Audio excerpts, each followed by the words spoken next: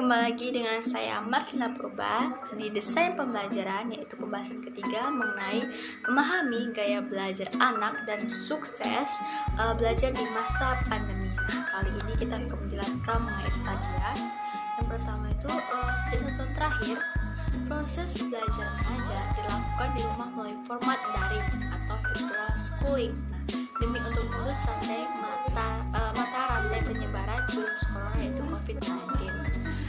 Fenomena ini memunculkan kesadaran baru bagi para orang tua akan beragam tantangan dalam proses kegiatan belajar mengajar yang selama ini dilalui seorang guru untuk mengupayakan agar anak-anak didik tadi mampu memahami pelajaran dengan baik.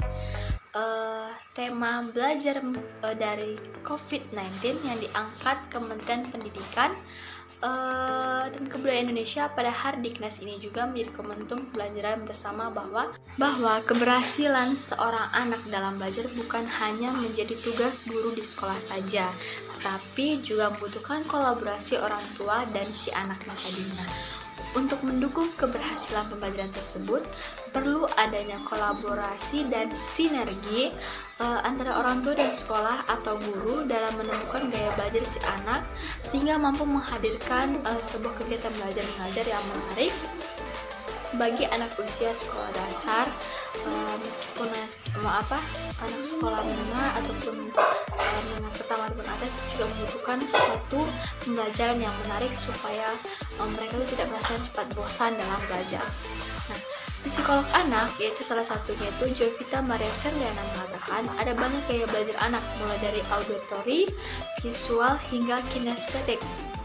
Menurutnya, anak yang memiliki gaya belajar kinestetik akan lebih menyukai sebuah aktivitas pembelajaran yang lebih aktif, bergerak, dan lewat sebuah permainan. Nah, berbeda halnya itu dengan gaya pembelajaran anak auditori yang lebih menyukai ketenangan karena dia akan lebih mudah memahami lewat mendengarkan. Sementara itu, anak dengan gaya belajar visual akan lebih mudah belajar dengan mengenali gambar, grafik, dan diagram. Lalu dengan memahami gaya belajar spesifik dari anak akan memudahkan orang tua untuk mendukung mereka menerima dan menangkap pelajaran. Apalagi di masa virtual schooling, di masa pandemi saat ini juga, yang mana orang tua menjadi pendamping dan jembatan antara guru dan murid selama masa pengajaran. Itu tuturnya salah satu psikolog tadi. Lalu dalam keterangan presiden bisnis, seiring menghabiskan waktu bersama anak, secara tidak langsung orang tua akan dapat memahami gaya belajar si anak tadi. Namun orang tua tidak bisa memaksakan seorang anak mengikuti cara mereka, apalagi generasi alpha saat ini cenderung memiliki karakteristik belajar yang independen. Maksudnya itu seperti inovatif dan berbasis teknologi. Nah, selain itu perlunya menanyakan kesulitan yang dihadapi dan juga melakukan komunikasi antara orang tua dan guru. Nah, selaku tenaga pendidik yang sehari-hari mengajarkan anak secara langsung. Lalu secara pragmatis, teori belajar dapat dipahami sebagai prinsip umum yang saling berhubungan dan merupakan penjelasan atas sejumlah fakta dan penemuan yang berkaitan dengan peristiwa belajar. Ada banyak teori yang terkait dengan belajar, namun di antara sekian banyak teori itu terdapat 3 macam teori yang sangat menonjol, yaitu koneksiosme, pembiasaan klasik, pembiasaan perilaku respon. Nah, gaya belajar perlu adanya untuk menunjang suatu proses pembelajaran agar berhasil, yaitu yang pertama itu kita harus memahami apa sih pengertian dari gaya belajar itu. Nah, gaya belajar adalah cara yang lebih disukai dalam melakukan kegiatan berpikir, memproses, dan mengerti suatu informasi. Misalnya, jika kita ingin mempelajari mengenai taman, nah, apakah Anda lebih suka nonton video perihal taman dan ataukah Anda bekerja langsung di perkebunan atau mengunjungi kebun rayanya langsung? Setiap manusia yang lahir ke dunia ini selalu berbeda satu sama lainnya, baik bentuk fisiknya, tingkah laku, sifat, maupun berbagai kebiasaan lainnya. Tidak ada satupun manusia memiliki bentuk fisik, tingkah laku, dan sifat yang sama, walaupun kembar sekalipun.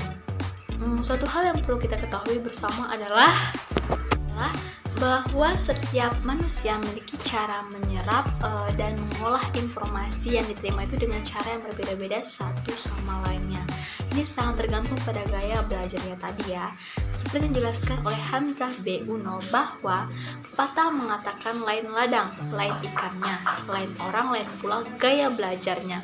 Peribahasa tersebut memang pas untuk menjelaskan fenomena bahwa tak semua orang punya gaya belajar yang sama, termasuk apabila mereka bersekolah di sekolah yang sama atau bahkan duduk di kelas yang sama sekalipun.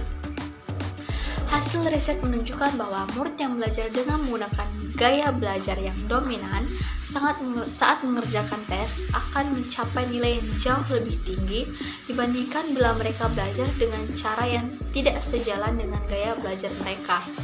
Sejak awal 1997 telah banyak upaya yang dilakukan untuk mengenali dan mengkategorikan cara manusia belajar.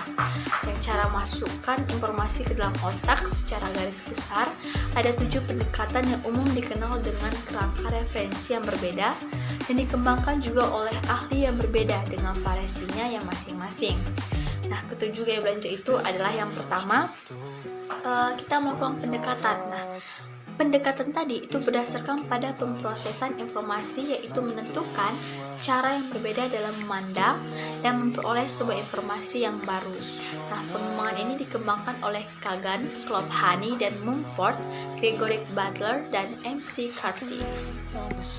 Yang kedua itu pendekatan berdasarkan pada kepribadian. Itu maksudnya menentukan tipe karakter yang berbeda. Lalu pendekatan ini dikembangkan oleh Meyer Briggs, Lawrence, Kerese, dan Bates, Simon, dan Bira. Lalu ketiga itu melakukan pendekatan berdasarkan pada modalitas sensori, yaitu menentukan tingkat ketergantungan terhadap indera tertentu. Nah, pendekatan ini pula dikembangkan oleh Bandler dan Grinder Messick. Yang keempat, itu ada pendekatan berdasarkan pada lingkungan, yaitu menentukan respon yang berbeda terhadap kondisi fisik, psikologis, sosial, dan instruksional. Pendekatan ini dikembangkan oleh Wikin, Asian, dan Confield. Yang kelima, ada pendekatan berdasarkan pada interaksi sosial, yaitu menentukan respon yang berbeda dalam hubungan dengan orang lain. Pendekatan ini pula dikembangkan oleh Gracia Rexman, Perryman, Truman, Jacobs, dan Merritt. Yang keenam itu ada namanya pendekatan berdasarkan pada kecerdasan, yaitu menentukan bakat yang berbeda. Pendekatan ini dikembangkan oleh Gordon Handy. Yang ketujuh, ada pendekatan berdasarkan pada wilayah otak. Nah, ini terakhir ya, yaitu menentukan dominasi relatif dari berbagai bagian otak, misalnya otak kiri dan otak kanan. Nah, pendekatan ini dikembangkan oleh Spray dan Bogen. Dan sebenarnya tumpang tindih antara masing-masing pendekatan tersebut, New York telah menciptakan suatu kerangka gaya belajar yang menggabungkan beberapa pendekatan di atas, yaitu 7 pendekatan. Menurut mereka ada 5 kategori dan 21 elemen yang menjelaskan gaya belajar. Gaya belajar setiap orang inilah yang menjelaskan kombinasi di semua 5 kategori. Pertama, lingkungan, yaitu meliputi suara, cahaya, temperatur, dan desain. Yang kedua, emosi, yaitu meliputi motivasi, keuletan, tanggung jawab, dan struktur. Yang ketiga, sosiologi, itu terdiri dari sendiri, berpasangan, kelompok, tim, dewasa, dan bervariasi. Yang keempat itu fisik, cara pandang, masukan waktu, dan mobilitas. Nah, tentunya semua gaya belajar yang dijelaskan tadi mempunyai kelebihan dan keunggulan masing-masing. Mengapa ada berbagai pendekatan yang menentukan gaya belajar? Nah, ini semua karena setiap pendekatan yang digunakan mengakses aspek yang berbeda dan pada proses kognitifnya. Walaupun ada banyak pendekatan dalam gaya belajar, hal yang paling penting adalah bagaimana pengetahuan itu tadi mengenai gaya belajar ini dapat kita gunakan untuk membantu kita memaksimalkan proses pembelajaran. Karena yang pertama, mengetahui bahwa gaya belajar Anda atau sebagai seorang guru ataupun orang tua mungkin justru akan terjadi penghambat dalam mencapai proses pembelajaran yang efektif. Yang kedua, kita sebagai pendidik harus mengerti gaya belajar murid sehingga tidak terlalu terpaku pada satu kondisi gaya belajar saja. Yang ketiga itu, mengakomodasikan gaya belajar yang berbeda tapi tidak mencoba untuk terlalu memaksakan diri menuruti segala halnya. Yang keempat, mulai menyadari bahwa gaya belajar patut diperhatikan dengan sungguh-sungguh. Oke, di sini Mustafa Guverji, School Direction of Sampurna Academy, mengatakan bahwa setiap anak adalah unik dan membutuhkan pendekatan yang berbeda satu dengan yang lainnya. Untuk itulah pihaknya berkomitmen bahwa masing-masing anak mendapatkan pengajaran yang optimal. Nah, di sini dia mengatakan bahwa kami ingin mengajak lebih banyak orang tua untuk memahami pentingnya sinergi ini agar dapat berpartisipasi aktif terutama dalam masa virtual schooling ini di masa pandemi saat ini. Nah, ini usaha kami dari pihak sekolah untuk dapat terus menghadirkan kegiatan belajar mengajar yang efektif karena virtual schooling yang kami lakukan telah menunjukkan hasil positif melalui tingginya tingkat kehadiran siswa hingga 90%. Dia juga berharap sinergi antara orang tua dan guru serta anak akan terus menjadi the new normal untuk dapat terus menghadirkan kegiatan belajar mengajar yang semakin efektif sehingga menghasilkan anak-anak yang berhasil baik secara akademis maupun secara karakter. Sampurna Academic merupakan sekolah interkultural yang menawarkan pendidikan holistik dari jenjang prasekolah hingga menengah atas dengan pendekatan kurikulum internasional yang disesuaikan di setiap tingkatan atau IC, Cambrek, dan IBDP yang didukung metode pembelajaran STEAM, Science, Teknologi, Engineering, Arts, dan Matematik. Nah, melalui metode pembelajaran ini diharapkan setiap murid bukan hanya mendapatkan sebuah ilmu akademik saja, namun juga terbentuk critical thinking, communication, collaboration, creativity, dan karakter untuk mempersiapkan mereka menjadi generasi yang siap bersaing di masa depan. Oke, baiklah, itu tadi penjelasan mengenai bagaimana kita sebagai seorang pendidik itu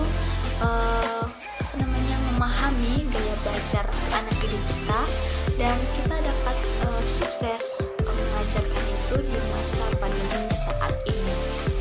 Jadi bagi seorang guru itu jangan patah semangat dan terus berjuang. Sekian penjelasan dari saya.